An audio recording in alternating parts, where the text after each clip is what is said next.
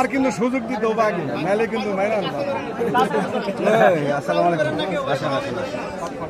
সামনে যাবেন। আলহামদুলিল্লাহি রাব্বিল আলামিন والصلاة والسلام على أشرف الأنبياء والمرسلين وعلى آله وأصحابه والشهداء والصالحين وعلى من جاهد إلى يوم الدين।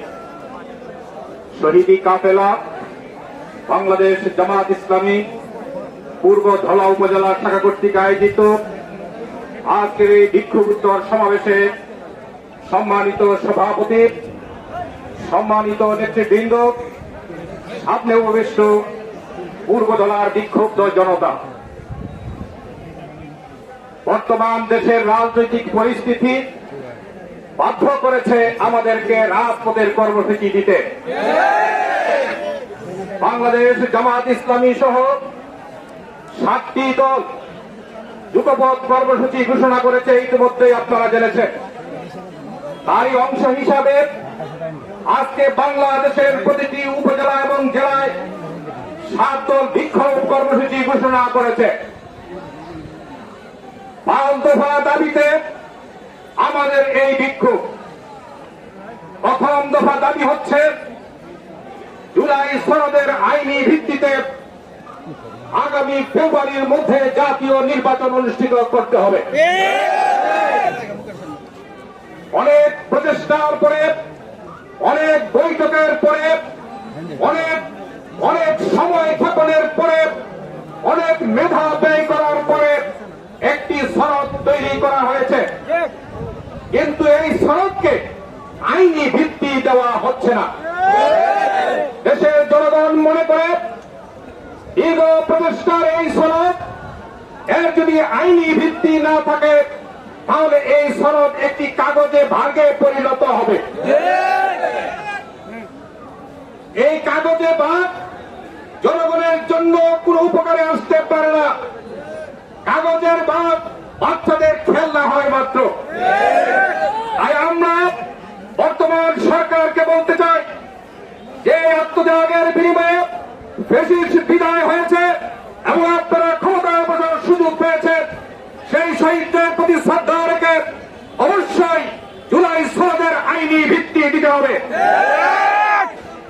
যদি জুলাই সনদের আইনি ভিত্তি দিতে ঘনিবসী করে আমাদের কর্মসূচি অব্যাহত থাকবে।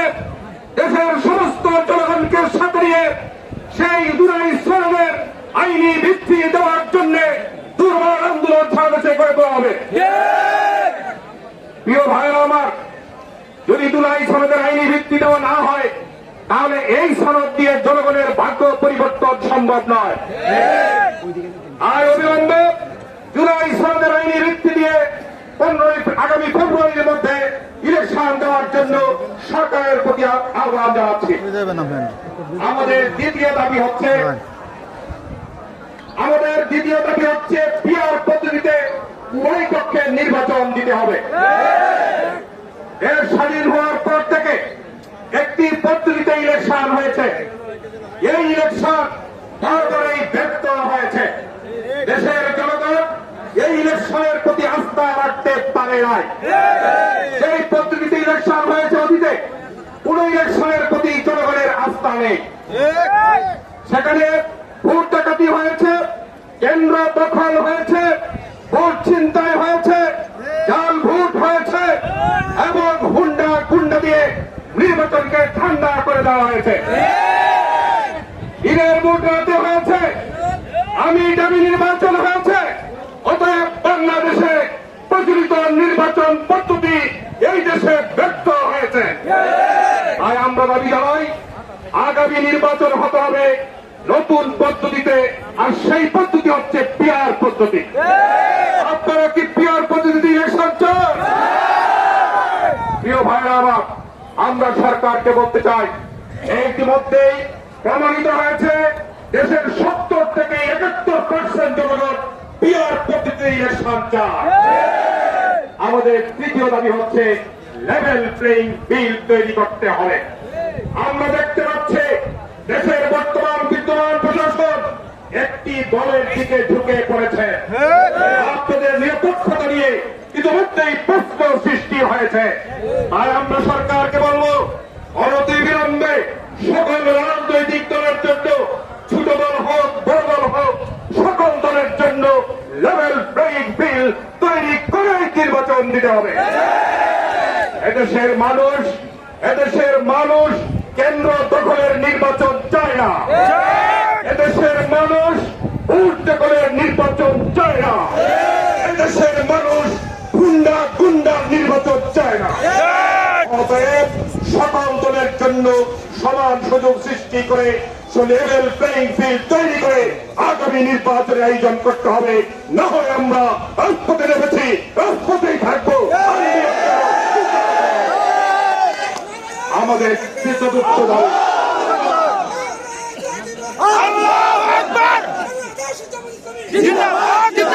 ভারতবর্ষে আমাদের চতুর্থ দাবি হচ্ছে বিগত 17 বছরে যারা দেশকে লুণ্ঠন করেছেন সেই লুটেরা, খনি, সন্ত্রাসী, জালেম সকলকে বিচারের মুখোমুখি করে তাদের বিচারকে জনগণের সামনে দৃশ্যমান করতে হবে। দৃশ্যমান করে নির্বাচন দিতে হবে। আমাদের পঞ্চম দাবি হচ্ছে স্বৈরাচারের কার্যক্রম আপনারা নিষিদ্ধ করেছেন। স্বৈরাচারের সঙ্গে যারা অংশীদার তাদের কার্যক্রম এখনো নিষিদ্ধ হয় না।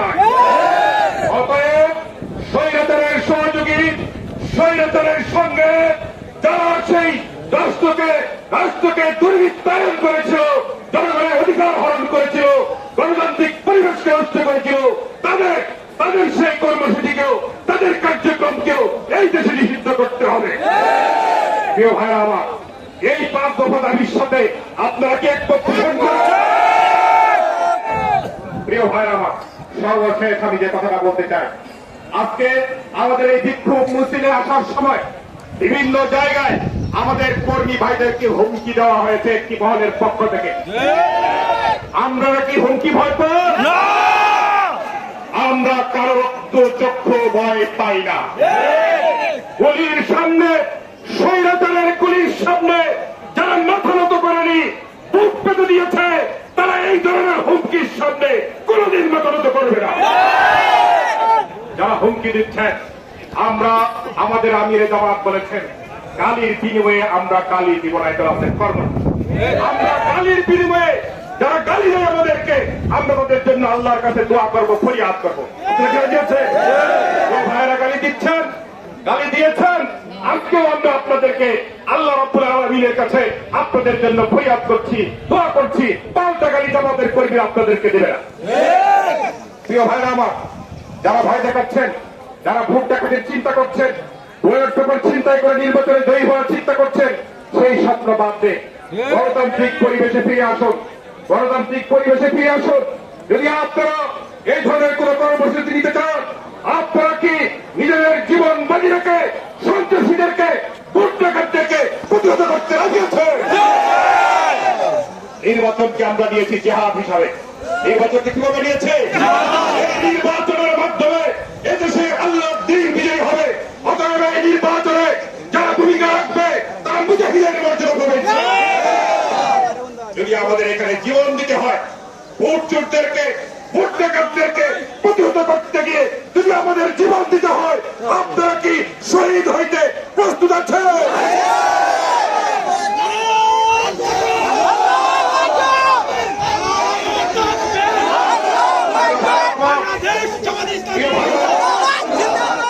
আমাদের কাছে আমাদের জীবনের চাইতে আল্লাহর দ্বীন বেশি প্রিয়। আমাদের জীবনের চাইতে আল্লাহকে, আল্লাহ রাসূলকে, আল্লাহর দ্বীনকে, কোরআনকে সবচেয়ে বেশি ভালোবাসি। আগামী নির্বাচন হলো দ্বীন বিজয়ের নির্বাচন, আগামী নির্বাচন হলো কোরআন বিজয়ের নির্বাচন। অতএব এই নির্বাচনে আমরা সকলে আমাদের জীবন বাজি রেখে শহীদ হইতে প্রস্তুত আছি। প্রিয় ভাইরা আমার কথা এখানে শেষ করতে চাই। আপনারা এই প্রচন্ড গরমের মধ্যে কষ্ট করে এসেছেন, আপনারা প্রত্যেকে নিজের খরচে এখানে এসেছেন, নিজে গাড়ি নিয়ে এসেছেন, নিজের খেয়ে এসেছেন। আপনাদের জন্য আমরা কোনো আপ্যায়নের ব্যবস্থা করতে পারি নাই। আপনারা কি এই জন্য কোনো কষ্ট পেয়েছেন?